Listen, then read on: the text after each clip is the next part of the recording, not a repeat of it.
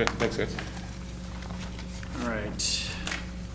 2017 audit presentation, Barnes.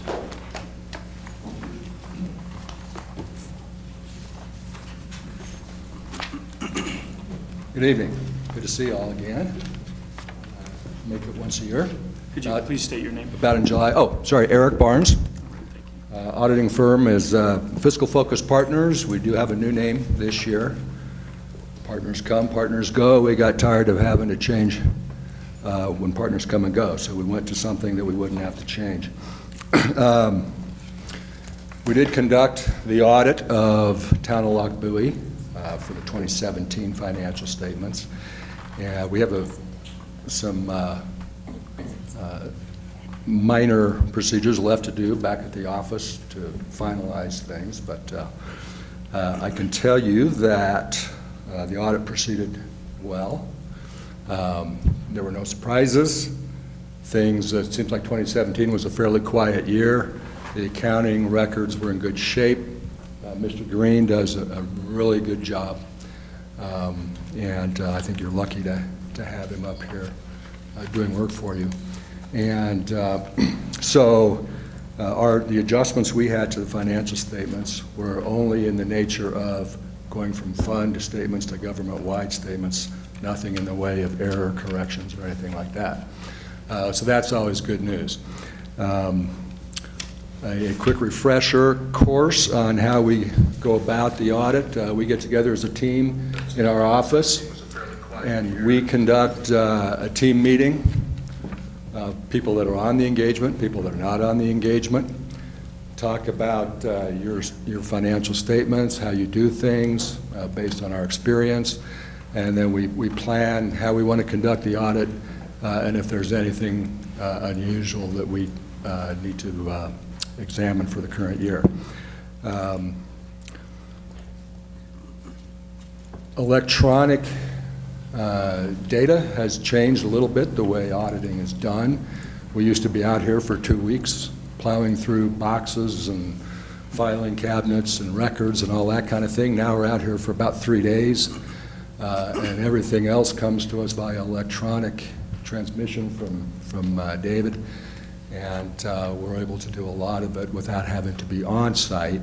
But other than that, procedures, the kind of things we look at haven't changed much. We test items. We don't look at every transaction for the year.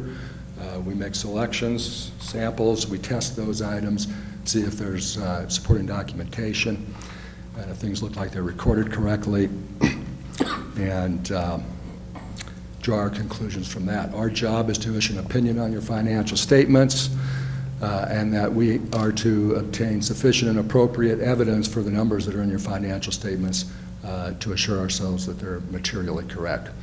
And your opinion this year is going to look identical to the way it looked last year and the year before. And the important part of it, I know you haven't had these all that long to look at. Independent Auditor's Report, page Roman numeral 1, the last paragraph, that's our opinion on your financial statements, where we say the financial statements present fairly in all material respects the financial position of the government activities, the business activities, and each major fund of the town as of December 31, 2017. And that is presented in accordance with generally accepted accounting principles.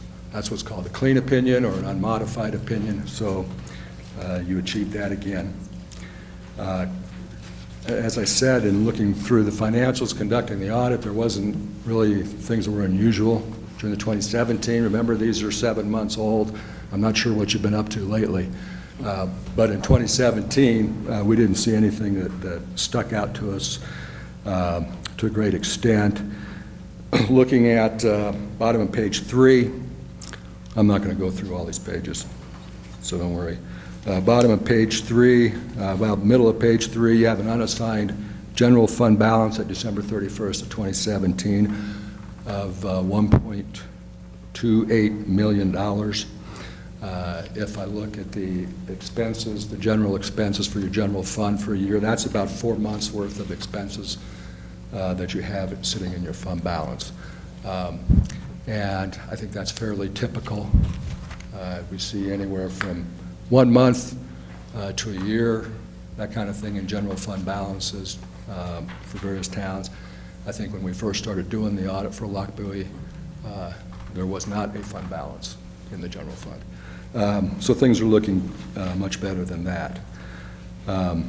Your enterprise fund, your water and sewer funds, you had at the end of 2017, $11.6 million in unrestricted net position. So that's a pretty good reserve there to help maintain the system, replace systems as needed. So no concerns there from that standpoint for us. I don't know if you have concerns, but for us, no concerns from that standpoint. The notes to your financial statements look basically the same as they have. There's 10 pages worth of notes in here on pension information. That's PARA, FPPA. It might seem like overkill for an entity the size of Lochbuie to have 10 pages worth of disclosure for PARA and FPPA. I don't think there's any GASB representatives here today, so I'll tell you, I think it's overkill, but that's what's required to be in here. So when you're reading through these and you see all that stuff and you don't understand what it means, you're not alone. And I think the important thing about it is that the town's share of overall pension liabilities that PARA and FPPA have, that they're underfunded, is about $1.2 million. That doesn't mean anybody's going to come knocking on your door for $1.2 million, but if PARA allocates to all the entities that participate their share of what they're short, yours would be $1.2 million. Okay. So that's what all those, to me, that's what all that 10 pages of disclosure on that means. Does it mean anything other than that to you, Dave? Okay. So all that being said, things look pretty consistent. Our analysis of your internal controls are that we don't have any recommendations to take care of any material weaknesses in internal control. We know what the trustees do on a monthly basis as far as looking at information. We know what Mr. Green does, we know what Steve does, and a combination of all those controls lead us to conclude that there aren't material weaknesses at the end of 2017. Okay? Okay. That's really all I wanted to go over with you. I don't know if you... All right. If you have specific questions on the financials, we're always available if somebody wants to call me or anything like that. Questions, comments, Trustee Morris? Yeah, one question. I see a reference to a note, and I haven't scrolled down to it yet, but there is an I think a restricted fund for emergency use of $101,000. Is that an adequate emergency reserve for us? Are we comfortable with that? It's the required reserve. Tabor requires that you have 3% set aside for emergencies, 3% of your annual revenue set aside for emergencies. So that meets that requirement. Whether you feel like that's adequate for you or not, if you want to increase that amount, that's certainly up to Board of Trustees. I don't know that it needs to be updated or increased. My question was just if we're comfortable with that, be in a position like that with 101,000 or the 3% or whatever. That's the only question. And like I said, I saw reference to note, and I just haven't scrolled down to find that note yet. Yeah, that note says that Tabor requires you to have a minimum amount set aside for emergencies, and that's what that is. You don't have it sitting in a separate checking account or anything like that. It's just set aside on your financial statements as required. Thank you. Nothing further. Mayor Pro Tem Lawford? Yeah, I don't know. Thank you. Trustee Doherty? I have nothing, thank you. Trustee Early? Nothing, thanks. Trustee Strock? You know, I don't know that I really have any questions, other than, you know, it's kind of concerning when I look and see that our general fund is kind of behind the 8 ball a little bit, but I guess you said we traded cash for assets. Is that kind of how it stacks up with funds? I think we were talking, if I recall that conversation, that was referring to the water and the sewer fund where you were building. The general fund did trade cash for assets and to build this building. It's got a fund balance, it's got an unrestricted cash as of now of about 1.2 million. So that's unrestricted, it's not spoken for. So compared to at one point it was negative. So it's come a long ways, and I think you guys are doing a good job of maintaining the health of that fund with your oversight. So just because we're kind of, our fund balance is $309,000 less for the year, that's nothing to really be concerned about? No, I wouldn't think so. It's all based on budgeting. As long as it's planned. Yeah. So we're under budget.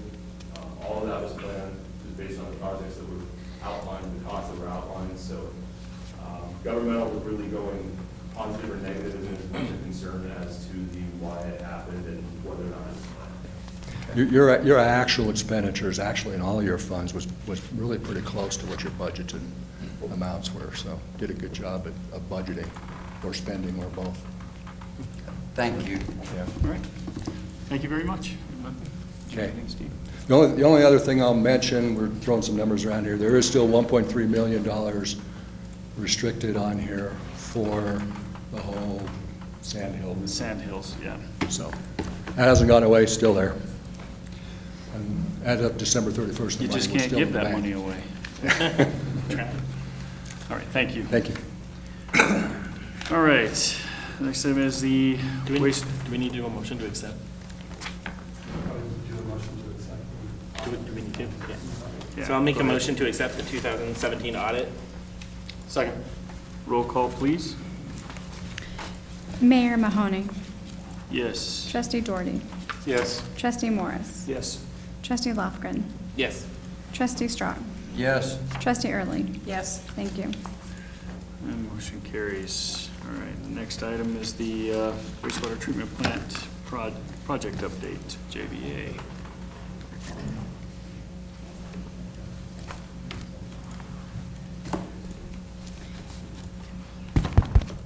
Is this thing on? Good evening. Test, test. Well, I can introduce you first. So they're setting up your PowerPoint. So Andrew Farn is here from JVA to give a project update on the wastewater treatment plant improvement project. I think you all know where we left it last time was that we had selected molds to move ahead and that they were working on their GMP, which is the guaranteed maximum price in the Seymour process. It did end up coming in about $500,000 higher than we expected, and that is including a $200,000 contingency. So Andrew's here to kind of talk through it. Just a couple of things to remember. The project was originally proposed in 2006, and it was budgeted in 2016 and 17. So the construction cost index has gone up a little bit in the last the last year or so. So that's kind of why we're seeing some of the price difference. But Andrew's going to go over everything, and then if you have questions, you can ask him. John Tucker is also here with us from Moltz. He's been also working on the water treatment plant, and Moltz and John have been awesome partners, and John's here as well for any questions that you may have. Thank you. So I'm Andrew Sparn. I'm with JVA. I've spoken with you guys a few times before. Thank you for having me tonight. John is here, part of the team. We've been working hard with operations in the town over the last month, looking at ways to value engineer the project and work towards a GMP. So I'm going to give you a little project update of where we started, where we are, and kind of looking at how we got to where we are. So let's see if I can operate this. All right, just click. So as Sam said, this was originally permitted in 2006, and it was divided into 3 phases. Phase 1A and Phase 1B are what you currently have out there at the wastewater plant. That's your headworks, your temporary influent pump station, the secondary process, you know, the aeration. You have digestion as well as UV disinfection. That was built in '07 and '08.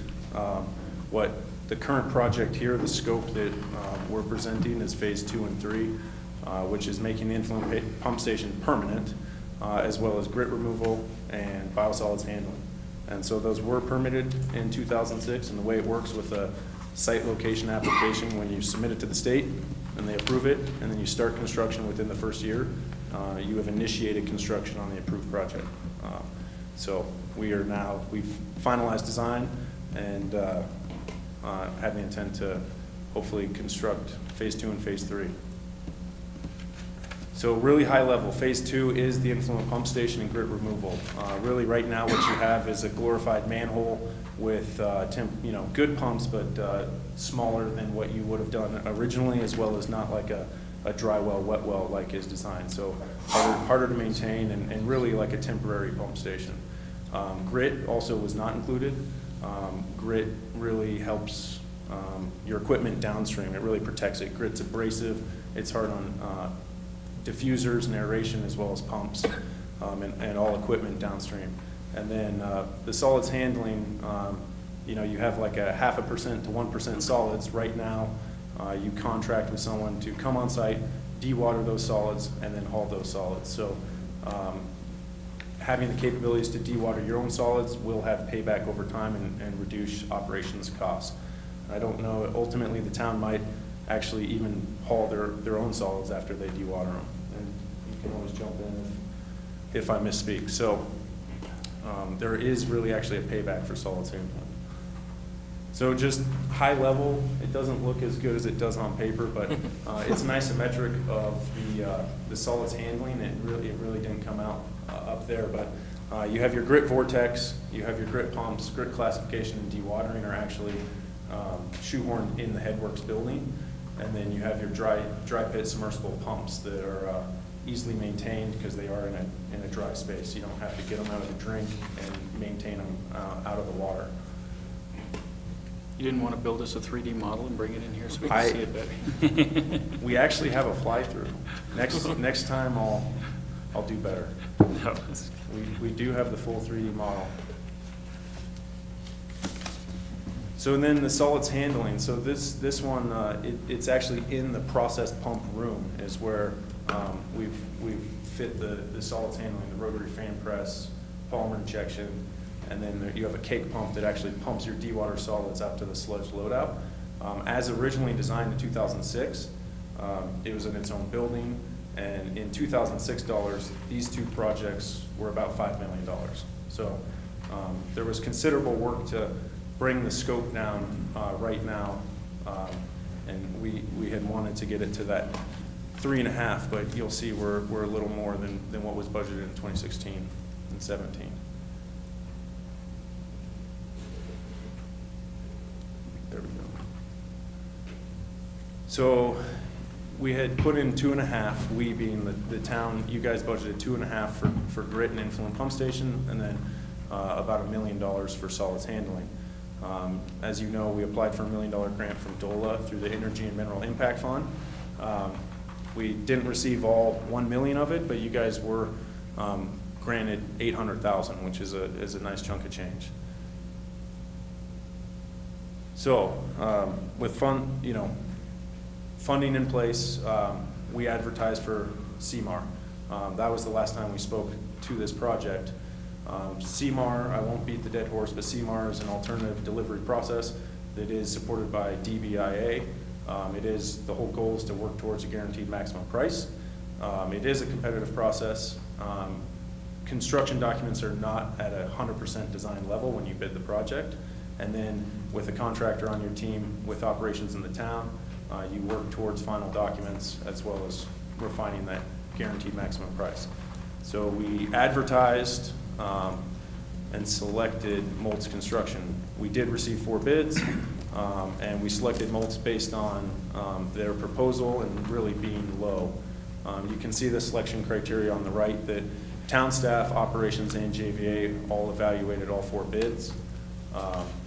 And so here are the bids that we did go through, and you can see that the estimated construction services, which includes overhead and profit, bonds, insurance, labor burden, as well as the design services and value engineering, Bolts was clearly the low bid. So once we issued notice of award for the value engineering, we sit down at the table, and basically the contractor takes everything on the drawings and takes them off. And then even within that, it's a competitive process. So for, let's say, dewatering on the project, there'll be 3 bids from 3 different dewatering contractors. Concrete, you'll have 3 suppliers. So then everything within the umbrella of the scope of work, Moltz is bidding that all out and then shares an open book with the town, operations, JVA, and we all go through that. And we scrutinize the pricing, we look at ways to bring down cost, add this, eliminate that, and work towards a GMP. So the initial GMP was about $3.9 million. The final GMP, which was 2 weeks later, we got it down about $80,000 by changing a few things. You can see the big items. Concrete coatings were eliminated to alleviate corrosion. If you keep it capped, you certainly don't want to eliminate the coatings. But if we remove the deck over the wet well and put up grading and handrail, the coatings are a lot less necessary. Originally, a wish list was to put in a second fine screen. Right now, that's been removed. I think the goal would be you get through the end of the project and you still have that 80,000 contingency. That would be the first thing back in. And obviously, we would take input from the town and operations on what is the highest in the pecking order on the wish list. But that's what we'd want to do. We switched manufacturers on the grit removal technology just based on cost, as well as utilizing the existing conduits and the existing duct banks. We hope to use those to pull our wires over to the headworks. So, you might ask, well, we thought it was $3.5 million and it's really $3.8 million. And then as Sam said, we always are going to recommend that you hold a contingency when you start a construction project. And so that's how you add the $200,000 to get to the $4 million. So you might ask, well, where are we different from an engineer's opinion of probable cost and actual real world costs? So when we compare those two numbers, really the big items are site work, groundwater and dewatering. If you go down there and dig a hole, groundwater is pretty high. And so we underestimated just the sheer volume of what would need to be dewatered. And also excavation, we were under on that a little bit. So concrete was another one where our number was low. Just looking at the complex geometry in hindsight, we probably should have a higher number for dollar per cubic yard. And then electrical. If anyone ever asks me to put a number to electrical ever again, I think I'll raise my hand and walk away. I think it's a supply and demand thing. People are busy. Construction costs over the last 18 months have really accelerated, and we were kind of holding a number that had kind of been passed on, from into 2017 into 2018's budget. So, we'll be honest with you. We're not trying to hide anything. We were hoping for a $3.5 million project, but looking, do you have the estimate? Yeah. So this is the estimate that Moltz comes up with, and it's it's a book, and we've spent many hours going through every number, every item on the project, multiple bids, multiple contractors, multiple suppliers, and honestly, rebidding the project or a different general contractor, that's not really an answer to reduce costs on this project. If you want to reduce costs, it's really reducing scope. So as proposed, this project would start in 2018, July. It lasts roughly a year. Call it 11 months, but plus or minus a year. So it would fall into 2019. I think the thought would be, unless you want to take we've been using a scalpel to really value engineer this and not lose, the value of the project and what the town and operations really need and want. but find ways to save money, with, like I say, with the scalpel, whereas if we really cut big costs to cut out 300,000, I think you are more using like a machete to really cut large scope items. So we would definitely propose to look at using 2019 dollars to complete the project. We asked Moltz to prepare, looking at their schedule and, expenditures that would happen over the project duration, what that would look like. And so they came up with this estimate, and you can see the 3.8 dispersed over the last half of 18 and the first half of 19. And then I added up top, about 1.3, 1.4 in 18, about 2.6 or 2.7 in 19. And I added the contingency in there because we would always advocate for the contingency, and probably more in the beginning when you're digging in the unknown in the ground versus once you're out of the ground and in the building. So why am I here tonight? Why is John here tonight? We would like to recommend notice of award to Moltz for construction of the wastewater plant in the amount of that $4 million with a $200,000 contingency. That's the goal here. I talked about how to reduce costs. I don't really want to address it, and I wanted to delete this slide, but I'm going to talk to you about it. So let's say we, hell or high water, you want to get to 3.5 or whatever that lower number might be. How do we get there? Right now, as designed, you have an influent flow in a wet well, and then your pumps are on the dry side, on the dry pit. Easy to maintain, safer for operators. The pumps can experience less wear. You can design an operating wet well without a dry well, but I know if I was operating it or I owned it, I would definitely want a dry well, wet well setup. So one way, we could go to a exclusively wet well with submersible pumps and remove the dry well. That would be a big ticket item to reduce costs. You could stage the grit removal. Right now, we have 2 grit vortexes that the concrete will be poured. You're only going to put the equipment in one of them because that's what you need for the next 10 years. Then when the growth gets there, you're putting in the equipment in the other concrete basin.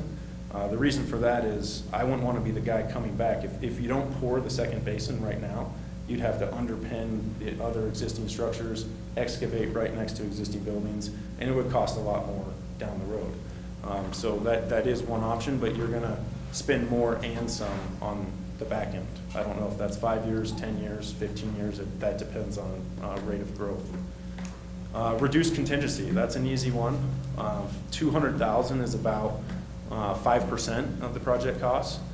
Based on looking at what's in here versus what's on our drawings and specs, things are covered. It's not like a lump sum bid where, there's a bunch of change orders down the road because this process allows the documents to be vetted a lot more by the contractor. They're helping us actually get to those final construction documents. But I think that an easy way to reduce some costs on the project, if needed, would be to reduce contingency if needed.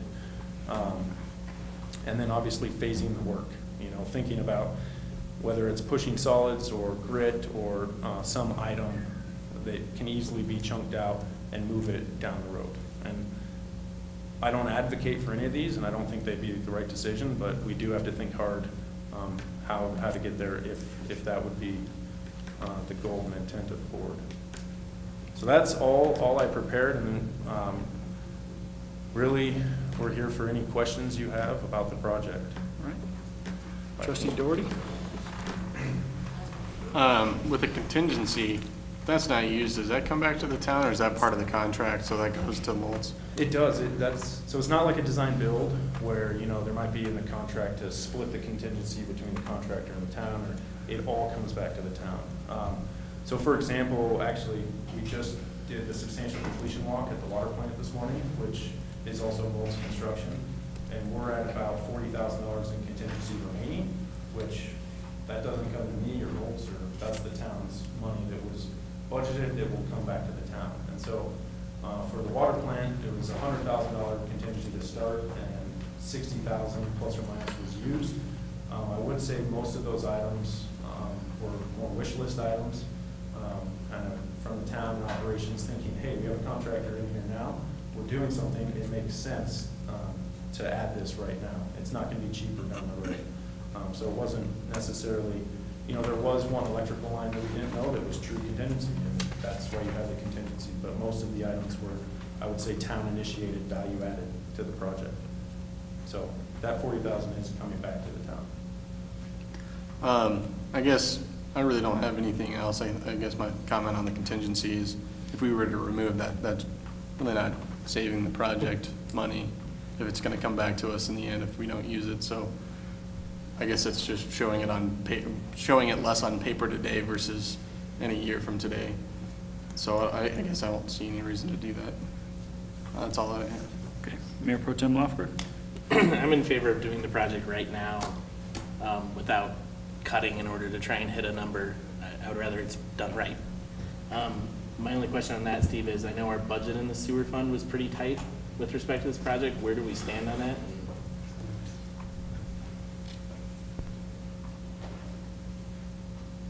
So we looked at the budget and kind of analysis of that today. We have a current cash balance in our budget of about $4 million in sewer fund. As Andrew mentioned. Is that before the grant or after? That's before the grant. And we started out this year with about a little over a $3 million balance, so that balance has grown this year, which is good. But with the construction costs, we will budget this CIP project, change our 2018 expenditures, and then move some of that to 2019. We looked at and discussed the 2019 CIP budget with Wayne Ramey.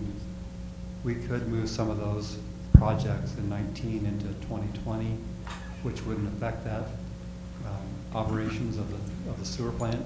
We do have a pretty low CIP program in 2020, and you remember the 5-year plan we had. About this year, at the budget year, we had a 5-year CIP. So the 2020 is like $90,000 in that budget. So we can include the remainder of this project in our 2019 budget, which will work number-wise.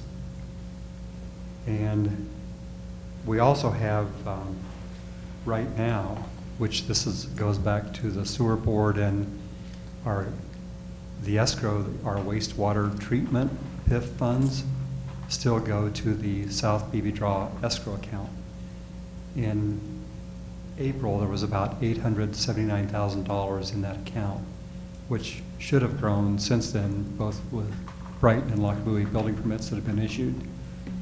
So we will discuss with you and as our board and the sewer board about doing the request for transfer of that from escrow into our budget for this wastewater treatment plant improvement project.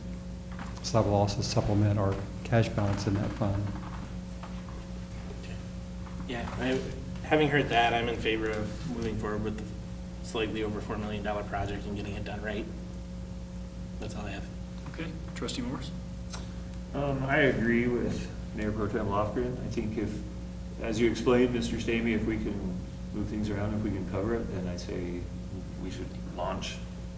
Construction costs, I think, are just going to keep increasing, and I would rather do something and do it right and be efficient at it rather than a little here and then 10 years or 5 years or 3 years, then have to go back and undo things and then redo it. So I'm in favor of proceeding. Well, I would just add to that, with the growth that we have going right now and with us to continue the growth, we really need to make kind of critical improvements to the wastewater treatment plant so we can, accommodate that growth that's occurring. Okay. Anything else? Nope. All right, Trustee Strzok. I think I kind of share everybody's concern about, the cash in the sewer fund is going to be gone after we do this thing, unless we get the $879,000 for the PIFs and planning on the sewer coming up with about $1 million of its own next year. So at this time next year, we're going to be looking at just $1.8 million in the sewer fund, and that's going to be about it. Did I that kind of correct? Well, the change, I didn't do a cash balance analysis, but the change in the impact on the budget is about $700,000 from what we currently have budgeted. And that includes receiving $800,000 instead of the $1 million. So that's the impact over 2 years. My only concern is it kind of seems like it's kind of dwindle that account for now, but it's probably necessary. But we have, we have additional, revenues next year, which will be, again, supplementing that cash balance in our wastewater fund. Okay. Thank you. Trustee Early? I think we need to do the project, we need to do it right, and we can phase this year into next year. And I share the majority of the board's statements. I think we need to move forward. I think we need to make this happen. And I've watched this town do this many times where we cut corners and then we have to come back years later and we have to fix everything and spend more money. And I would prefer to spend what we need to spend right now to make sure we stay ahead of the curve. So with that, I will make a motion to approve a notice of award to Moltz Construction in an amount not to exceed $4,020,000. Second. Roll call, please. Take your Trustee choice. Morris. Yes. Trustee Strock, sorry. Trustee Strock. I'm going to vote yes. It'd been nice to have had a little more information to look at, though. So, thank you. Mayor I Mahoney. can provide. Well, hold on, we're in a vote right now. No discussion right now. Go ahead. Mayor Mahoney. Yes. Trustee Early. Yes. Trustee Doherty. Yes. Trustee Lofgren. Yes. Thank you. And motion carries. All right, thank you, gentlemen. Thank you. Yeah, let's move forward. All right, materials testing related to Well County Road 2. Mr. Feedback asked me to address this evening. So staff and consultants sought proposals from. Yeah, I don't think that's working, guys. It doesn't really work for any of you. It like takes a minute, like you unmute it and it takes a while to go. How's that? It's a Mr. Microphone, is Definitely that what I working. got from Play School? Mr. Beeback's on vacation. He asked me to address this with you. Staff and Inertia Consulting sought proposals from engineering companies for materials testing related to the Well County Road 2 project. They received proposals from AG, killed its name, Wassenaar Inc., and from Ground Engineering. Those two proposals are in your packet. There's also a memo in your packet from Sean O'Hearn comparing the two proposals that were received. He's still hoping, however, to receive a third proposal from Terracon, and he's gotten an indication that they will be submitting a proposal, but they don't have it yet. Nonetheless, in order to keep things going and not wait till your first meeting in August, what I'm looking for from the board tonight would be a motion to go ahead and award a contract and authorize Mr. Stamey to sign a contract on the town's behalf with an engineering company to perform materials testing on Weld County Road 2 in an amount not to exceed the amount proposed by Ground Engineering. And it well may be Ground Engineering we end up awarding that contract to, or it could be Terracon, depending on what that proposal looks like. Does that make sense? All right. Questions, comments? Trustee Early? None. Trustee Strock? Nothing. Trustee Morris? Yeah, my concern is the disparity between the two bids. I mean, 74,000 to 34,000. Obviously, the low bid looks very appealing, but I wonder which of those bids is the most accurate? Is one vastly underestimated and one overestimated? I'd really like to see what Terracon comes in at. I worry that Ground underbid it so far that they're securing the contract, and then we'll get additional costs and fees added on afterwards. There was a statement in one of their clauses about any extra costs or work will be added on later, and so my concern is that we take the hook at 34,000, and then we find out later that there's 30 more thousand, or who knows what added on afterwards, so just voicing my concern. Okay. All right, Mayor Pro Tem Lofgren? Yeah, I'd share that concern, but how much risk is there of that with this kind of contract? I mean, is it like building something where there could be stuff that comes in afterward, or is this kind of just a, you don't There's have not an any idea? engineer left in the room. You tapped my knowledge. Knowledge, okay. Frankly, I think, you know, that's a legitimate point, and I guess there's two choices on that. One is we kick this down the road till the first meeting in August, and I'm just concerned because I know that they're trying to get going on this project in late July. The other one is that we defer to Mr. O'Hearn and Mr. Stamey in making the decision as to whom to award this work and authorize them to do that. So I think those are your two choices at this point. Okay, that's all I had. All right. Trustee Doherty? I guess I would be in favor of not approving to have it just go to the lowest. Honestly, if Terracon comes back and they're at 73, honestly, that makes me feel like something's wrong with Brown's proposal based on what we were just discussing. So I don't think it should be a, let's go with the lowest one. I guess the other question that I had too, the reason that we're going with Terracon, I believe, is because they're working on other items with this project. And if we say the lowest and Terracon comes in at 35 versus 34,863, is there any benefit to still going with Terracon even though they're $137 higher? So I guess my opinion, I think I would be fine with having staff make that selection, but I don't know if I would handcuff staff to going to the lowest bidder. Again, if Terracon comes back and they're at 73, that actually make me even more concerned with AGW's or with Brown's. But if Terracon comes back and they're at 35, honestly, I think then AGW probably didn't really want the project and they just overbid it, or something similar to that. So I do think that it'd be necessary to get a third though to make that decision. So even if we don't get Terracon in a week or so, I think maybe we need to solicit another one to get a third because of how far apart these two are from each other.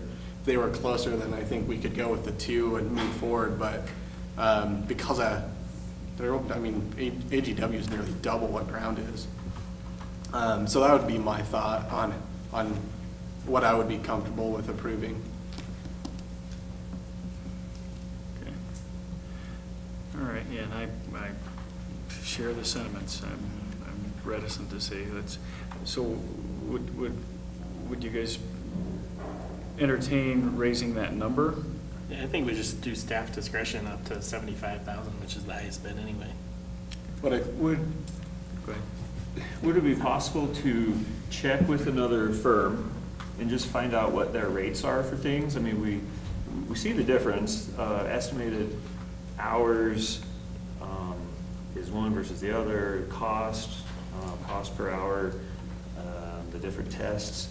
Could we, without soliciting or without getting an actual bid, could we just compare a couple other shops and see? And I don't know if that's legal or allowed, but just get ballpark idea of what some of the firms charge, and then maybe we can get a better guesstimate of which one of these is more true, more accurate.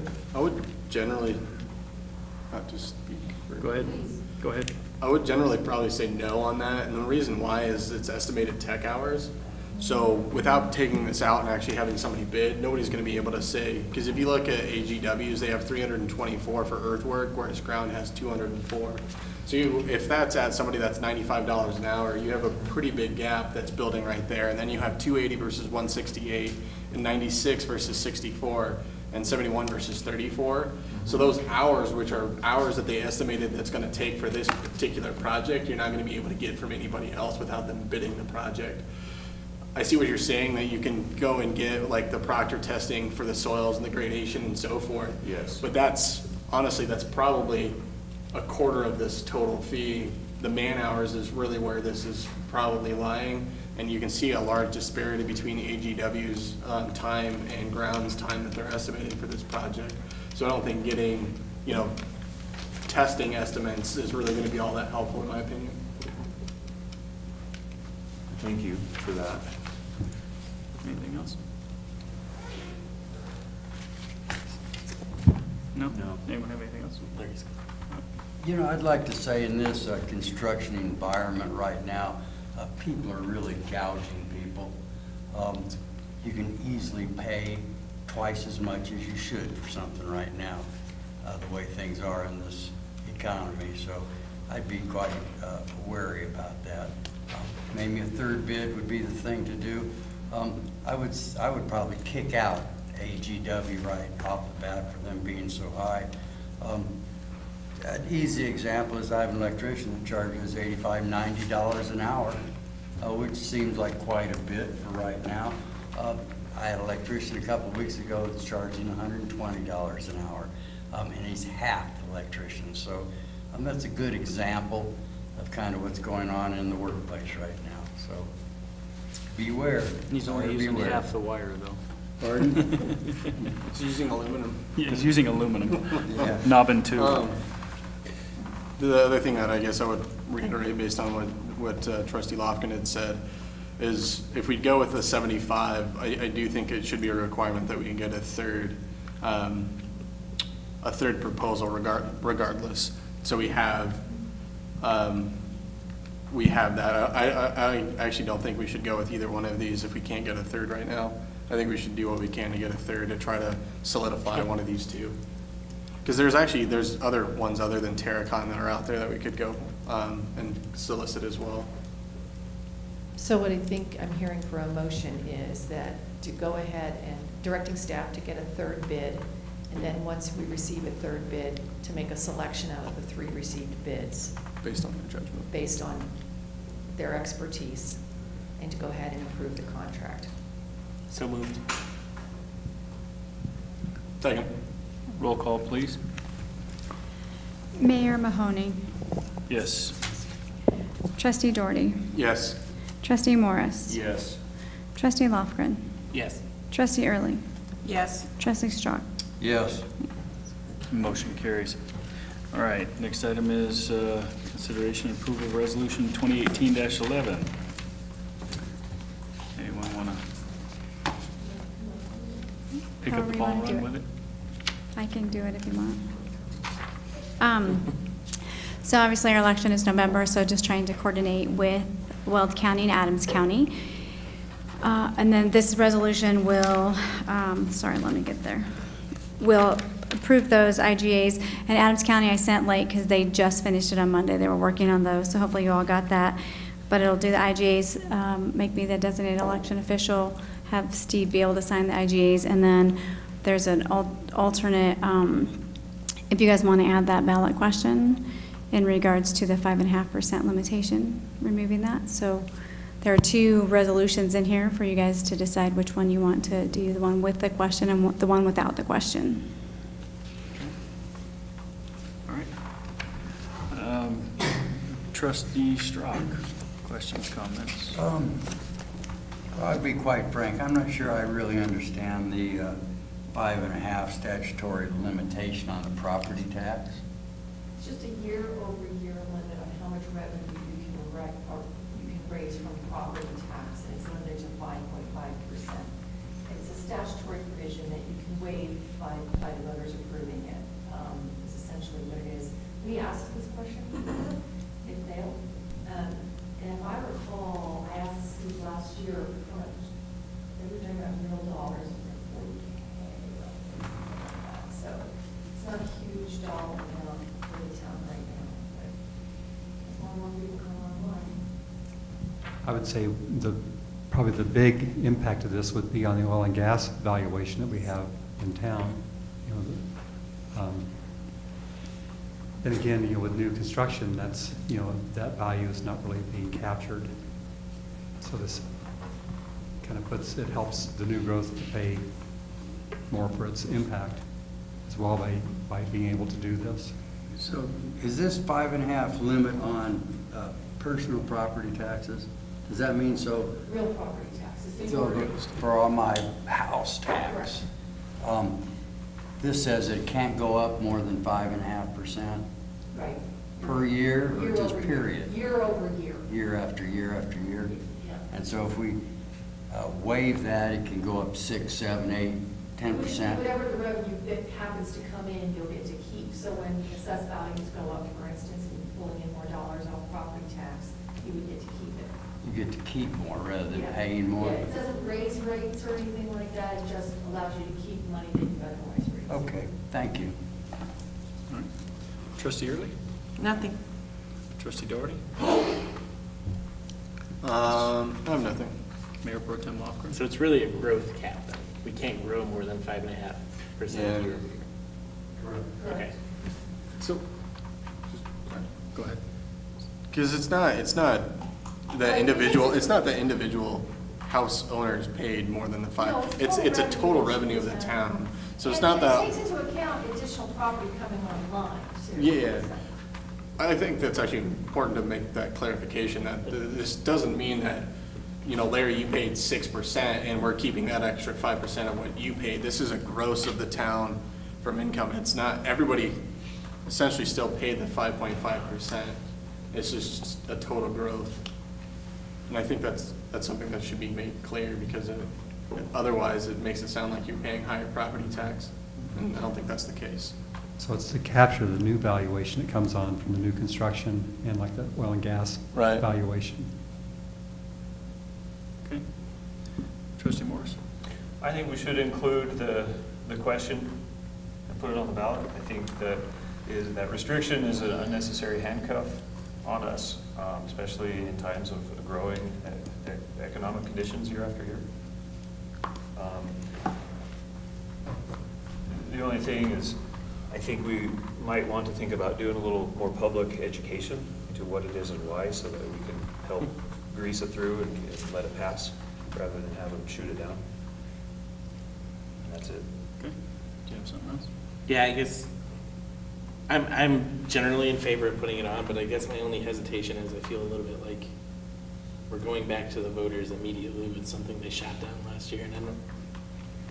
Part of the inside of me says I don't like the feeling of that, but I also think it's important, and I'll probably vote yes. So. Okay, go ahead.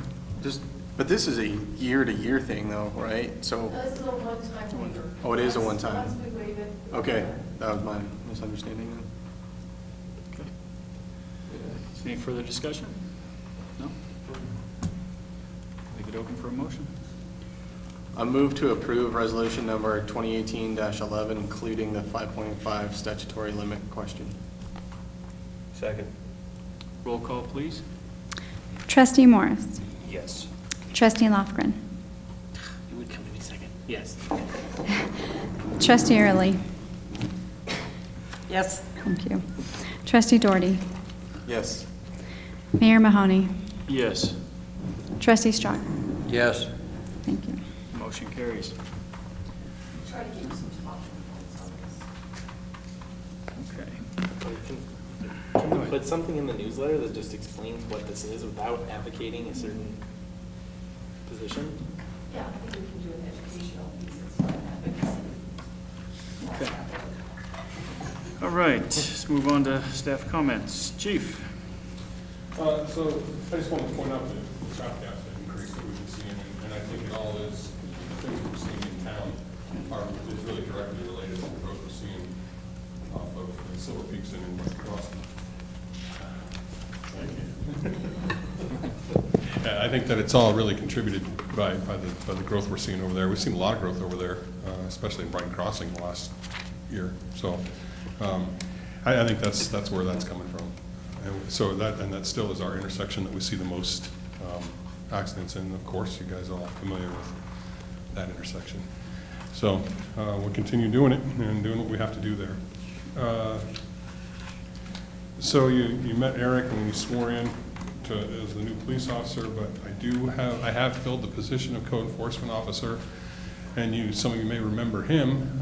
It's Andrew Welch. He was a police officer for a minute, and then we brought him back as a reserve. He didn't really work out there too well, but he's been a reserve for the last, I don't know, several months now, and I think this is a good opportunity for him to try to get back into this and in a different role. So Eric's been training him this week, and then now next week Eric will go into field training for the police officer position, and Andrew will start taking on more of the code enforcement responsibilities on his own. We started our Citizens Academy last night. We had 9. I think we're missing 1. Maybe 2 didn't show up. There was 1 that we planned on and 1 that didn't. So it seems like a good group of people, seem to be pretty upbeat, I think, generally. So looking forward to that. I think that's pretty much all I have. Do you have any questions for me? Anything for the chief? Anyone? Go ahead. Sorry, did I cut someone off? Go ahead. No, go ahead. In terms of the accidents at the intersection, are we having a lot of serious injury accidents or anything like that, or is it just mostly fender bender destroyed cars? The one at the frontage road, 37, County Road 21, not any real, I don't think we've had any really serious injuries there lately, have we? Not lately, no. But There- they have been transported. There have been some over the years there that have been pretty serious, but no, not during this reporting period, or probably this summer we haven't seen any too serious. We have seen some serious accidents on the interstate though this year. And Keensburg annexed part of 76. Before they didn't have any. When we first started working out there, they didn't have any I-76 in their jurisdiction. We've handled some pretty serious accidents in their jurisdiction. A couple of fatalities up there, I think, over the last couple of months even. So. Okay, thank you. Yeah. Anyone else? We talked a little bit last night about maybe getting Public Works to put up a pole for you, something. Yeah, and Public Works has gone around and put up poles around, you've probably seen them. We've had the sign poles where we put the temporary sign. It's right over here on 37 right now. And we just have not been able to get poles put up over there yet. I think it's trying to identify exactly where they're at. And I think that will help calm that a little bit. And it may create, some people deciding to see how fast they can go while they hit that sign. So, that could happen as well. That looks like Grant would do that. I just do that Lakewood all the time. Yeah. And so I guess one other thing, I just wanted to make sure, it sounds like that email went out to everybody about the response time that we had. And I've kind of addressed that with most people. I don't think I've talked to everybody about it. But so that call came in at 1:30 on Sunday afternoon. The day shift officer was on a domestic arrest when that call came in, and it was a situation where the guy's password had been, for his gaming site, had been hacked, and that's what he was calling us about. So it wasn't urgent by any means. And Sergeant Ramirez came to work at 2 p.m. that day, and he called him by 2:20. Those emails all went out to you at 2:10, so we just missed him. So if we would have got there a few minutes earlier, then it would have been good. And I think he talked to the guy about his response time that he says took over 24 hours or something, and he couldn't give us any details about when that was or what the call was about. And we've looked up all the calls that we've dealt with that person with, and we can't find any record of that call.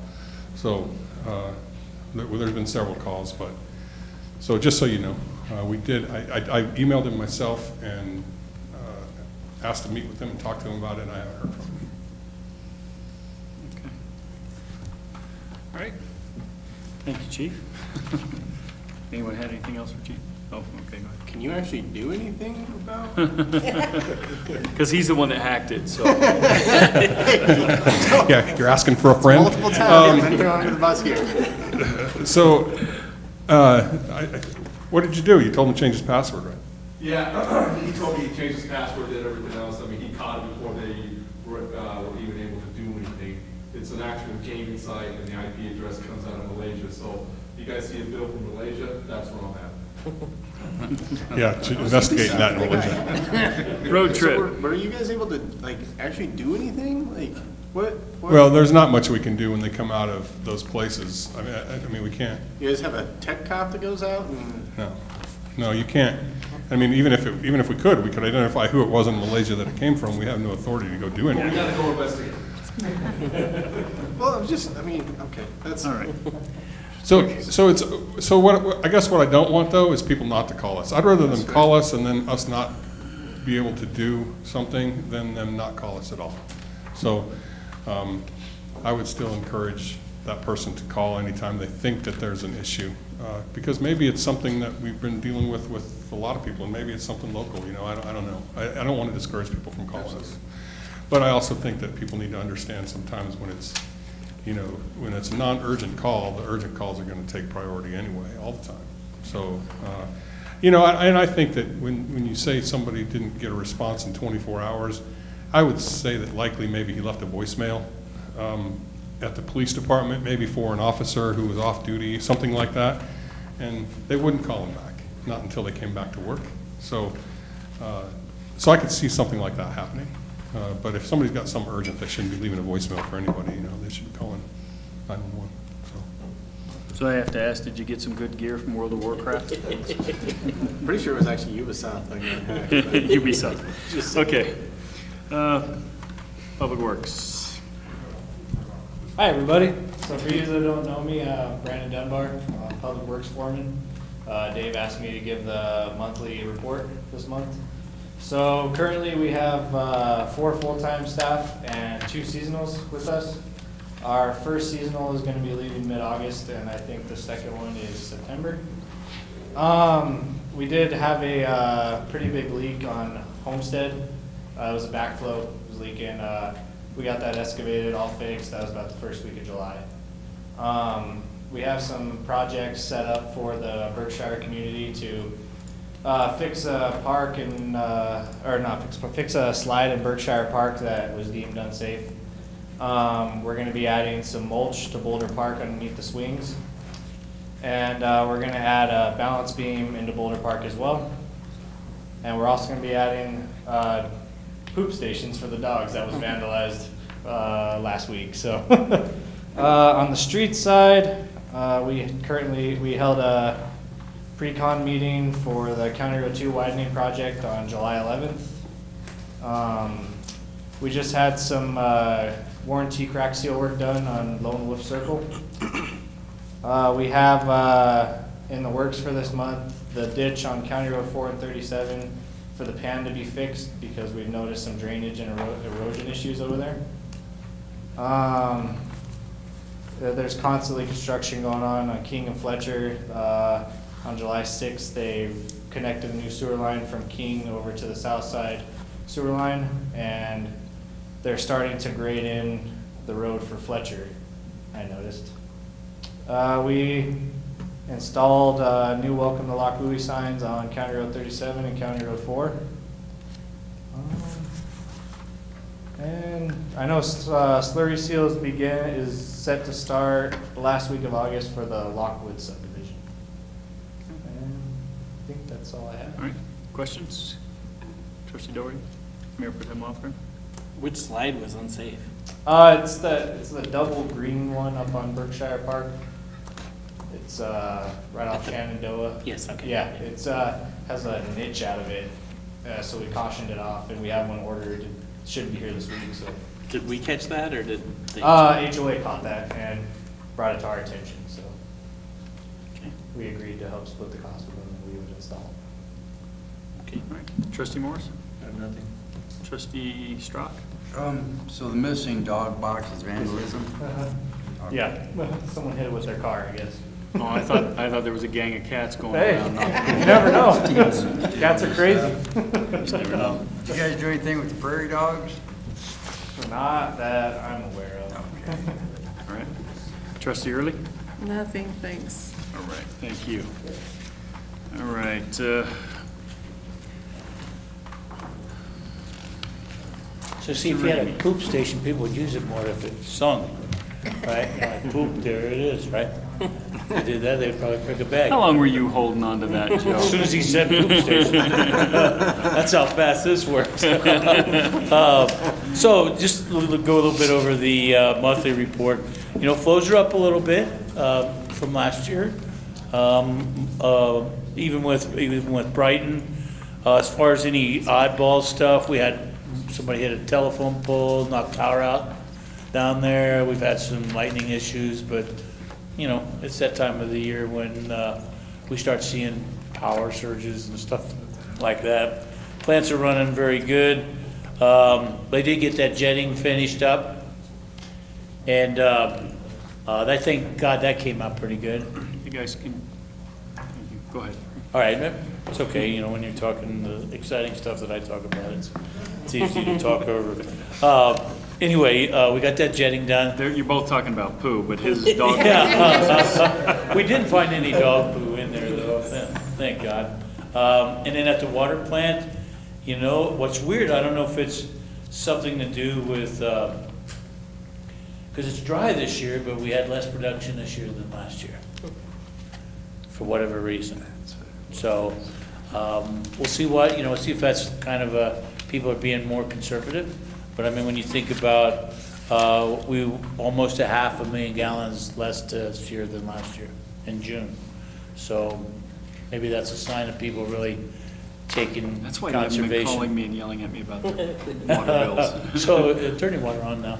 The plant's running smooth.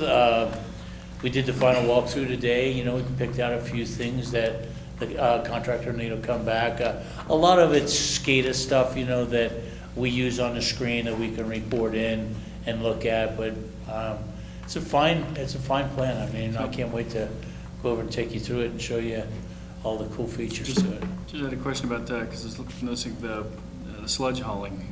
Okay, we saw a bill for $92,000. Is that a quarterly thing? Is that? Well, I want to say we do it about 4 or 5 times a year. It just depends. Like, right, one year you could maybe hit it in December, and then you don't hit it again until March or April. But then you could maybe say, well, okay, well, we held off till January, so maybe that 1 year. So it could be 4 1 year, 5 1 year, right? But that's the cool thing about doing the upgrades to the treatment plant. I mean, reduce this. We'll be in our own destiny of how we go about doing that. And the amount of money we're going to save is going to be pretty good. I mean, it's going to be substantial. We're still going to have to haul sludge, correct? But Well, you know, that's something that I'll talk to you guys later. There's other ways to condition that sludge to where you could use it beneficially in your yards, in your flower beds. That's not really expensive. I incorporated that like back in 1989 when the rules came out and they changed everything. I worked for the city of Louisville at the time, and we had a stockpile of sludge that was like Mount Evans. And it was like, okay, so what are we going to do with it? So I did some research and found out that we could air dry it, you know, just lay it out on an asphalt pad, and you get like a little Bobcat with a little roller in it, you know, like an aerator, and you run through it, and you do that 3 or 4 times. You dry it out, no bacteria can live in it when it's dry, and even if you re-wet it, they won't regrow. Once they're dead, and we gave it away. I mean, we couldn't keep enough of it.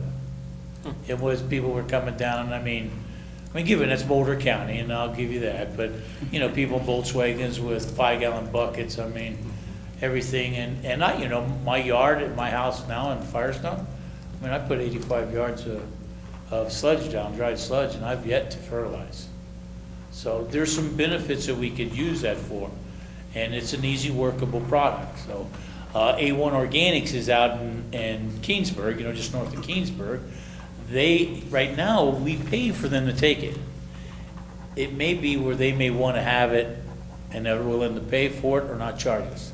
So I'll work that out with Mr. Yost when that time comes. But yeah, I mean, for a small little 400 by 100 asphalt pad and a $60,000 Bobcat, you could make a compost operation. So there's ways that we can handle this where we can kind of reduce costs. So. Questions, comments? Trustee Early? No, thanks. Trustee Strock? I was kind of amazed about that water production. It just kind of. Isn't that wild? It is wild, so. No explanation. No, none at all. Trustee Morris? Nothing. Mayor Pro Tem Lofgren? I think it might just be a fair amount of people converting to Xeriscape. I've seen a lot of it in our neighborhood, so yeah. It could be that. But booster stations all done, up and running? And oh, yeah. Cool. Yeah, 'cause Sam was gonna. It's in your thing. No, no. Okay, I didn't ask that. I'll wait for Sam. It came off without a hitch. Let me just say that. Trustee Doherty? Let me see what else Samantha has to go through. I have nothing, thank you. All right, All right, thanks, Wayne. thanks. All right. What Wayne has on the report on this evening. So just two really quick things. Booster station is up and running. Went on without a hitch last week, got that all started. The generator that was out here that we're moving out there has been moved. I've actually been out sick for yesterday and today, so I don't believe the power has not been hooked up yet, but it's gonna happen. Electrician will be there on Monday. Yes, and the power has been cut off to the existing booster station, and that'll be excavated soon. But there is a temporary generator out there right now, just in case. And then, like Wayne said, they did the walkthrough today at the water treatment plant, and they're gonna issue a substantial completion on it, and we'd love to set up a tour for you all. Thinking maybe we just do it prior to a board meeting next month. Is there a particular board meeting that works better for everyone to get here about, let's say, like 45 minutes early, just so we have enough time? We could do it in 30. See how much more of my vacation time I can give to town. Can we do it after? I don't know if we do it after. You guys got flashlights? Yeah, but if we got, the person we have talking to is staying after We can always, Andrew. we can but- always put it on another Tuesday, one of the Mayor Mingle days. We can Yeah. I think we do it on a different day. Yeah, I think that would be preferable. Do you want to do it, so actually, we don't have a workshop set up next month yet, because we were trying to move the date for that, because the school has one on the 14th. So would you want to do, I might be out of town the 28th. No, I so- cannot do it but back to Steve- school night. Yeah, well, this back to school night's the 14th, correct? Yeah. I can't do Steve, would you be available on the 28th? It may or may not be, hasn't been planned yet. Right now? Yeah. Does the 28th work for everyone? We can check. Does the 28th work for you? 28th of August? I'll make it work. Anyone have any issues with the 28th? I will. Of course you do. But I'm the least of your worries. Well, it sounds like maybe Trustee Morris has a conflict with that. Maybe we could push it to September? Does that work better for everybody? Well, if that day works for everyone, go ahead. I'll see if I can get my own personalized tour sometime. You can just stop in whenever. Okay. So we'll push for the 28th. You want to try for the 28th? I'll just make sure that someone from JVA can be there too. Because I think Heather wanted to come and show it off. Thank you. Anyone have questions? Anyone have any questions for Oh, Samantha? yeah. Go ahead. Yeah, any update on the library stuff? I will have more in 2 weeks. Cool. What time are we looking at, 6 o'clock on the 28th? 6:30, 7 o'clock? 6 work for everybody? 6 o'clock work for everyone? Works great. Oh, you're just a comedian right there. Can you do all that right. report in 3 weeks?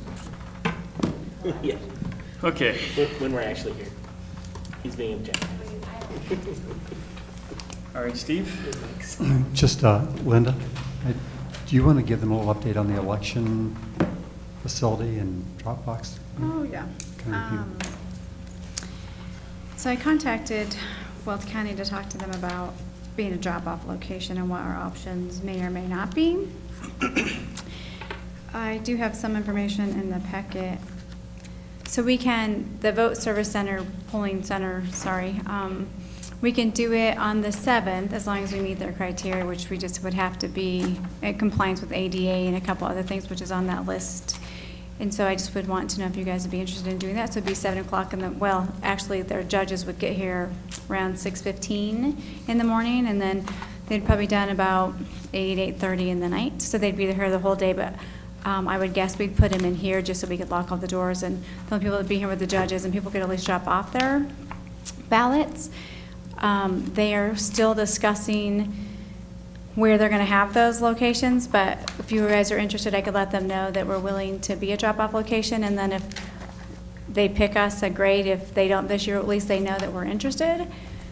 They have already set some about 24-hour drop-off boxes throughout the county, and they've already done those. We have the option to purchase one and try to put one out here. It probably wouldn't happen this year, would be my guess. And the approximate cost is about $4,500. But it'd be permanent, it would always be there. The reason it's a little costly is because they have cameras there to man it all the time. So I would just need, if you guys are interested in doing any of one or the other, or if I could get more information on the 24-hour drop-off box for when they'll reset some other ones. So whatever you guys would like to do. All right. Mayor Pro Tem Walker? So we just have to pay for it then? We do. That would be our cost. But we can't get it for this year because we're too late. Well, I can ask, but because they just set a whole bunch, I'm not sure, because they're already in the process of all their elections, where things are, I mean, they're still in the process of the vote centers, but I didn't get an affirmative answer on if that could happen this year, but I can find out. I just didn't know if there'd be enough funds in the budget. Do we know where they placed one? Where they placed the new ones? Is there anything close to us now? I don't, but I'm sure I could look. I could probably get that information from Adam and share that with you guys, and then we can see what the closest ones are, and then you guys could decide if it would be beneficial to the community or not. I know I personally, assuming there isn't one like 10 feet from us somewhere, I would personally favor paying for it if we need to pay for it to get one in here. We have a lot of old residents, and up until now, they've had to go to Fort Lupton, and I kind of doubt there's one that's closer than that they put up, because I don't know what would Or be the closer. Hudson, Yeah. Hudson as well. Yeah, Hudson. But that's just my thought. Trustee Doherty? You said it's 48, Approximately 45. 45? Yeah. And that's one time? Yes, one And time. That's not because we're late, that's always correct? That's always correct, because they actually sit them in cement, and then because of the camera on them all the time, that's why. That's part of the reason they're a little expensive. For that cost, I have no issues with that. I think it'd be a really good service for the town to have. So I would definitely be in favor of that. Trustee Early? I'm in favor of it. Would it be out here? Because you have to have parking available. It'd probably be somewhere out here then. I'm going to guess that. I'm sorry I didn't get more information on that, but I can certainly get that information. I'm sure if you're willing to put it out here, they'll let you put it out here. Because I think that's what they're wanting to do. If you're paying for it, and then it's where it's convenient for the residents. I say do it. Okay. Trustee Strock? So this is just a lock box, a ballot lock box, it's not a polling center? Right, the 24-hour drop-off, I mean, you can do the other one where you're open, where you have judges and you're open on just election day for the vote center, which we could potentially have in this room. But the other one for the $4,500 is a permanent drop-off box that's always there. Thank you. Sure. All right. Trustee Morris? I would like to get the drop box, Okay. and I would like us to have a polling station too. I think Okay. that the townspeople would really appreciate that, and I think we're big enough that we ought to really push for that. And I agree. Okay. Wholeheartedly. Yeah, and I wanted to clarify that I agree too. If we can get a polling station, great, but that sounds like that's less in our control than the box. Is that right? Right, they make the decisions, but they had mentioned that potentially Keensburg will not be able to be a voter center this year, so if that's the case, that may give us the ability to do it. But they do know that potentially we're interested, and as I said, they're still in discussion, but I can certainly let them know you guys are interested, and hopefully we'll get in this year to be one, but at least for future. By all means. Yeah. Okay. I think we're all in agreement. So, Okay, then I'll get with them and I'll keep you guys posted. all right. Okay, thanks. Anything else? I will have a couple of updates, and I want to go back to Sam before we're finished as well. So we're still working on County Road 2 and coordinating the various entities involved in that, stakeholders. So that's ongoing and weekly and daily. Silver Peaks East is ongoing discussions. We're going to hear from our water attorney, water engineer tonight on more information on the water resource for that subdivision. I would like to note for the board that Lockbuoy Center will be coming for its public hearing, public review process, be at the Planning Commission meeting on August 2nd, and the Board of Trustees is scheduled for August 7th. There'll be public hearings at your regular meeting. I also had a follow-up meeting with Fire Chief Gabrielson, and I've also met with the manager in Hudson regarding the fire impact fee.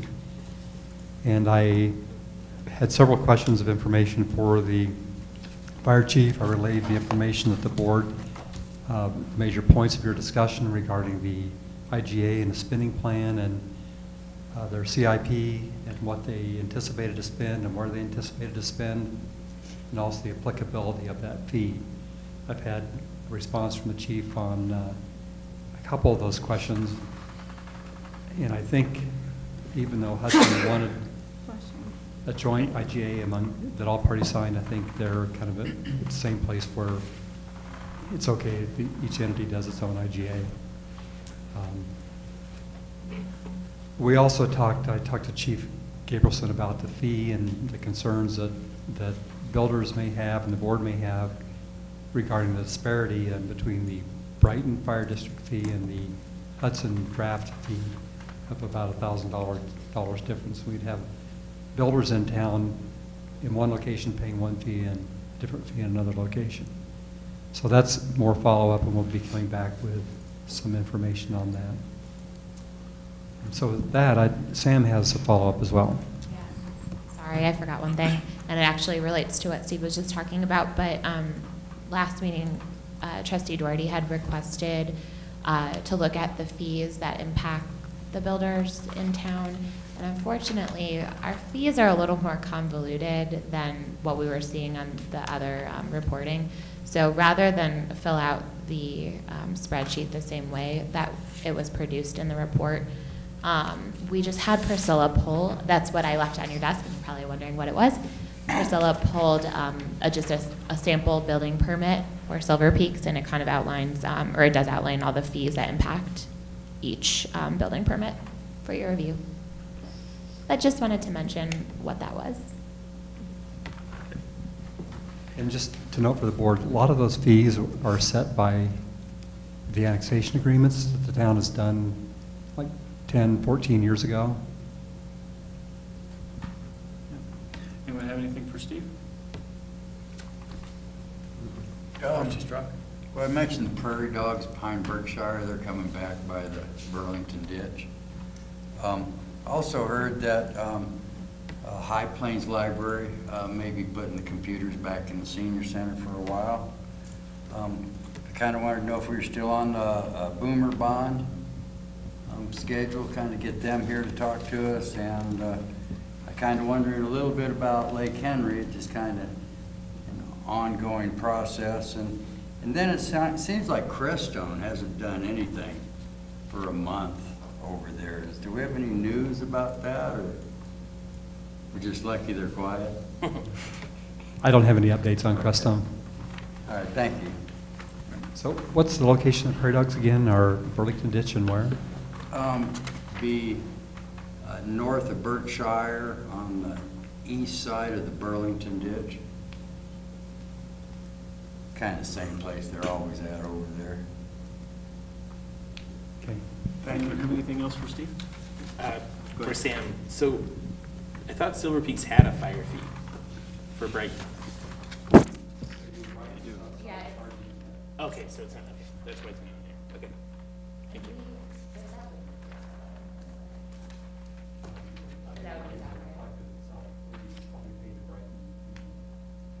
Okay, directly to the fire district or to, okay. Okay, makes sense, thank you. Go ahead. There's an express bill paid on the last page. there's an express bill pay on the last page of our packet from a resident. I wonder if it's only in yours, because I printed yours, and I wonder if it ended up in there. Does anybody else have it? Okay, I'll bet that's what happened with it. It Is was that for when I that printed lady? it.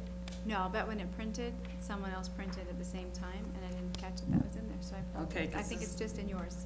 Okay, this isn't the resident, but.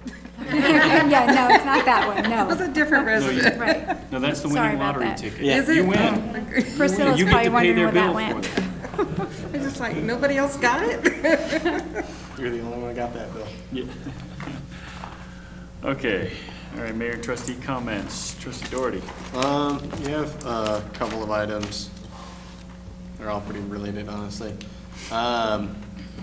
So the board packet, I really liked how the board packet was put together this meeting. It's actually one of the better put together board packets. Everything's searchable, everything has bookmarks. So I found that the board packet was really easy to navigate, find things. Even though we didn't really talk about certain things in like the financial report was searchable, which especially when we're going through like budgeting, I think that's exceedingly helpful to get to that line really quick rather than having to scroll through 100 pages. So I really appreciate whatever we've kind of done to change how we've put together our board packets to make them more legible than they have been in the past and easy to use and navigate as well. So I really appreciate that. One of the things that I heard is going through the state legislature right now is, and I don't know the number, I want to say it's 78, but that's probably wrong, is an item about the use of gray water. And it heavily is, I guess, being driven by Denver Water because of a new water plant that they put up that actually has, it's basically built to use gray water and reuse gray water on that site. It's basically not up and running yet because it's not legal in this state yet, but they are behind, and I believe they're trying to drive that, getting through the legislature. And I think that we should kind of be a little bit more aware of that particular resolution. And I think that the town should, I brought up gray water before when we've gone through, you know, IBC and which code we're adopting and things like that. But that's something else that I think we should start to look into if it gets to the point where it's legalized in the state of Colorado. And I think that's a huge thing because of how water laws worked in the past on legalizing that. I think the resolution right now is only for commercial, so it's not for residential. But I think this could really kind of get things moving to allow gray water for residential as well. And so I think we should track that and Well, it's gotta be, there's nothing pending right now. They're No? in session. I thought it was supposed to be voted on here shortly. They're done. They've been done for a while. I will have to look into that. I'm not sure then. That's odd.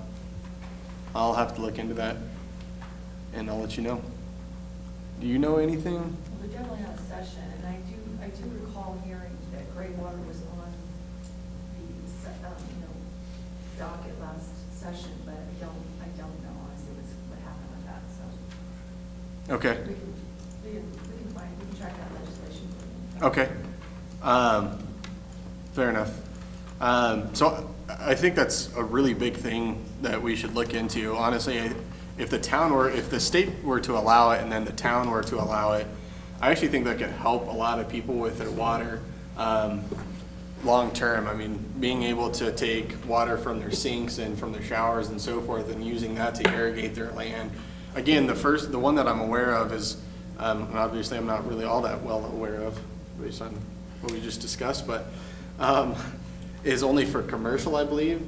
And so it's not for residential, but if they move that direction and then approve it for residential, I think that could be a really good thing for the town. I think it adds some complexities in construction and things like that to really make sure that that works well. But for people, I mean, it's a dry area, and allowing people to reuse the water they have for sinks and things like that to water their lawn, I think would be a huge benefit to the town. And so I think that's something we should look into and see if we should allow that. The other thing that kind of goes along with that is, I believe, so Denver Water's built a new campus that I believe has the ability to use gray water. And I think it would be really interesting to have Denver Water give us a presentation on kind of what they've done for their buildings and see if potentially for any new buildings that we're doing or anything like that that use water, or even for other commercial developments in town, having that information presented to us, I think would be really, really valuable. And then moving on, that's kind of similar. There was a thing on one of the news articles tonight regarding kind of where different towns rank for recycling. And I'm a little curious on where we rank in that. So I think they had, like, Boulder was at 50%, and they were number 2, and I don't remember who was the number 1 town for recycling, but I'd be curious on where we kind of rank in that, and maybe we could start a campaign to kind of help promote that. Honestly, I think it'd be really neat if we were able to even compete with, as small as we are, getting to 50%, I think is really achievable versus in a Boulder-sized community getting to 50%. So it'd be kind of cool if we were able to promote that and try to get our percentages up for recycling. And one of the things that they talked about that could help with that, and Wayne kind of talked about that earlier, was composting. And so we talked about the solids, but potentially even having, if we started doing that type of composting, potentially even taking other type of composting from the residents of town. So, you know, rather than them throwing away, you know, all their grass clippings. Honestly, I don't know what most people do with their grass clippings in town. I have a composter myself, but I would assume most people don't have a half-acre garden. So I'm not sure what people do with their grass clippings and things like that, but if we had a barrel that people could put all that stuff in, and then the town picks it up and it goes into that same composter, and we could start composting and then turn around and sell it back to people that want to put it in their gardens or the flower beds and things like that. I think that could be a really big benefit to the town. And again, I think that actually, the way that they do the calculations actually helps the recycling number, because that takes that out of the disposal fee. So I'd be interested to see what we could do about composting, and then also, like I said, see where we're at percentage-wise on how the town does for recycling. And then my last thing is not related to any of those things. Did the power outage that we had, that at least my house had on Monday or Tuesday, have any negative impacts on the town? I know a lot of times, you know, stuff at the water treatment plant and the sewer treatment plant, when things go offline, it can kind of make those things go haywire, or at least they did in the past. I think we've made some efforts to keep that from happening, but did we have any significant issues with pumps or anything like that? Awesome, that's good to know. So it was probably just your house when you were hacking that. It takes a lot of power. While you're driving, maybe down camera. Making those illegal stops. Anything else? Nope. All right, Mayor Pro Tem Loeffler. Couple of citizen concerns I had, Steve, and Public Works. Apparently there's a pile of stuff by the Berkshire fence that's left over from the water line project. This lady has contacted me like 6 times about it. They're not done yet. They're just debugged right now. We can see if they can move anything, but they'll be picking that back up as soon as they get permission to cross the ditch. Okay. Yeah, she's just very frustrated about it, because apparently the guys that were working there said they were gonna burn it off, and then they're all done. Oh, it's not just like, She said it's a pile of stuff, and she's posted pictures before. I think it's like some tumbleweeds and dirt and a bunch of other stuff, so. Okay. It's behind the Berkshire fence. The Verizon tower update, I had a bunch of people ask me about that. Steve sent me some information. It looks like they're redoing some plans and it's still in progress. Did I interpret that correctly? Verizon tower? Yes, they're just about done. They're waiting for, I think, a final electrical inspection, I believe. Okay. Lots of people are very excited about that.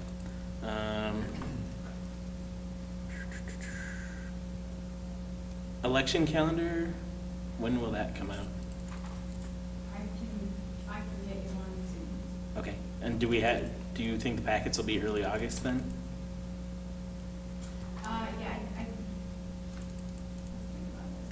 I want to say that the petitions are available sorry. August 7th, and then they have to return by August 29th, but don't make those dates certain in your head. Okay. It's in that vicinity, but I'll get that information to you quickly. Okay, yeah, I was just figuring, because that's going to be around our next meeting then. All right, yeah, I thought that's you coming. put in an email to us those dates of everything. For the election? I got. No, you might have. It's been a whirlwind the last couple of weeks. I'm sure I read dates for everything, when packets have to be in and everything. I think that was emailed. Okay, and maybe if I did it, maybe. Only to me. Right, no. Someone- I'll check to see. I can get it out to you quickly, though. Yeah. Marty's getting all kinds of special information apparently. No, I'll get you no. that. I saw it. Glad to hear about the ballot box and glad to hear about the polling station. That was on my list of things to ask about tonight. I guess, and this has nothing to reflect on you, but I'm a little frustrated that all we would have had to do several months ago is say, we'll pay for this and it'll be in, and now we might miss this election because we didn't get that information until tonight. Oh, I noticed the posting place at the gas station. You can basically not see our postings anymore because people have taped stuff all over the front of it. And I don't know if that's something we can control or not, but I don't see any reason for us to keep posting there if you can't read anything anyway. School groundbreaking's coming up. I think I've told everyone about that before, but August 9th at 5 p.m. the Meadow Ridge groundbreaking is. It'd be great if we can have a good turnout from our board there. Do we have any update on King and Fletcher Street? It does not look like there's any chance those are going to be ready for the school. They're going to build a whole road in 3 weeks? Wow. Okay. They want to work on County Road 2? Yeah, for real. We'll have it done next month. I think Fletcher is going to be paid first. Okay. It just, school starts in like 3 weeks, so I was looking at it being like, Okay. And then the last thing, two things. Last two things I had. I agree with Grant on the packet. Linda, thank you. The packet was very functional and useful. And then the last thing I had was the AdCog update. So Larry, Steve, and I have been going to the Adams County Council of Governments meetings to discuss the DRCOG tip process. One of our projects is on the potential regional share list, so the three of us have been pushing pretty hard to make that one of the things that Adams County presents to DRCOG in order to get us a grant fund. If we make it onto that list, that would be fantastic. So we'll see what happens. We should have a final answer, or at least a semi-final answer next week as to whether we make it onto that list. And that's all I had. Okay. Trustee Morris? First of all, it's good to see Sergeant Ramirez back to full duty, working the mean streets of Lochbuie, paying rapt attention back there. Good to have you back. Chief, if you could pass on to Officer Felissa our thanks for his service to the community and good luck to where he's going and his future endeavors. So we're having cake on Wednesday, tomorrow at 2. Anybody that's around can stop by and have a piece of cake for the city of Blacksburg. Okay. He means donuts. They're all delicious.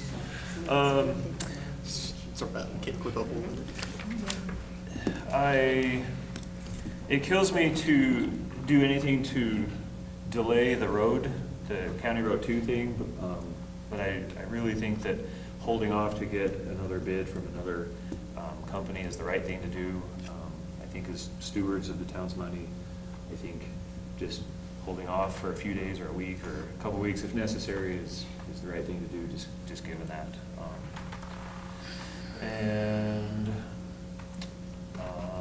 That's it. Okay. Thank you. Trustee Strzok? Thanks for this list of fees. You know, it's pretty informative, especially when you compare it to the ones you gave us a couple of weeks ago, and there's still quite a bit of room before we even get close to what everybody else is paying for fees. I think that's real. I hate to see Officer Felissa go more than anything. I had the pleasure of riding around with the police department on the 4th of July, and it was a lot of fun. I did get to stand out in front of some people for about an hour and have them just denigrate and castigate me. Say things like, don't you have something better to do? I pay your salary, you know, and they were just as rude as can be. And it's good to see that, you know, and see that our officers have, well, I thought it was something else, you know. It's just a whole other side of the thing, you know, that people can be so rude. Why you come to work? That's all I have to say. I'm confused. What was that? It's good to see that. It was good to see that people treat the police terribly. Yeah, that's great. You know, it's sad. To understand it. Yeah. Okay, Trustee Early? I just want to say congratulations to Mr. Lofgren and Mr. Ott, who's not here, for their recognition at CML. I was like, for what their did you? leadership. Thank you. That's all I have. And I just want to say, yes, definitely pass our, you know, it's kind of sad to see that officer go. I mean, it could have been that guy instead. All right, and also just let everybody know we're, you know, we're full effect right now, getting ready for planning for Fall Festival. And if anybody wants to come down and have some fun with us at the end of the month, the food truck's coming, so we need help. All right, with that, we will enter into, or actually, I'll have somebody. Yep, I'll make a motion, go into executive session pursuant to Colorado Revised Statute, Section 24-6-402, Parens 4, Parens B, with Water Council for the town to answer specific legal questions, and pursuant to Colorado Revised Statute, Section 24-6-402, Parens E, with Water Council for the town to determining positions relative to matters that may be subject to negotiations, developing strategy for negotiations, and instructing negotiators on the proposed Silver Peaks East Water Resource Credit Agreement and proposed Class B water allotment contract from Central Colorado Water Conservancy District. Do I have a second? Second. Roll call, please. Mayor Mahoney, Yes. Trustee Doherty, Yes. Trustee Morris, You betcha. Trustee Lofgren, Yes. Trustee Early, Yes. Trustee Strott. Yes. Thanks. And motion carries. And we will take, the time is now 8:25, we'll take about a 5-minute break. Let the room, yeah, we're gonna let the room clear out and we'll just stay in Clear here. everybody out. Did it ever get on? Nice to meet you, Brandon. I don't, did, Was that? yeah. Can we, is he still in there? Did we chain him in the room?